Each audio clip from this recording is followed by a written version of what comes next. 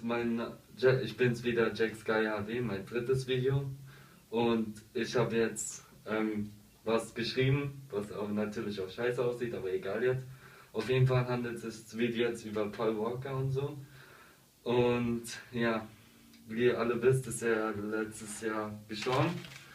Und ja, mir geht es voll nah. Ich habe übertrieben geweint im Kino, als ich den 7. Teil geguckt habe von Fast and the Furious. Und selbst die anderen Leute haben geweint. Das ganze Kino hat geweint. Wir sind dann alle rausgerannt. Also nicht gerannt, aber sind rausgelaufen. Und wir haben alle todes geweint, als wir das von Vin Diesel gehört haben, dass er auch gesagt hat, ja, du wirst immer mein Bruder sein. Und ja, das ist ja natürlich wahr. Wie geht's dir?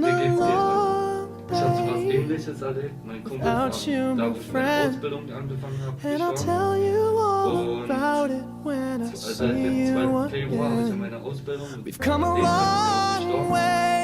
Und ja, deswegen weiß ich das, wie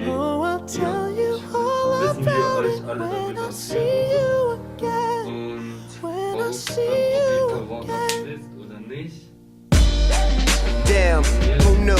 All the planes we flew, good things we've been through. That I'll be standing right here talking to you about another path. I know we love to hit the road and laugh, but something told me that it wouldn't last. Had to switch up, look at things different, see the bigger picture.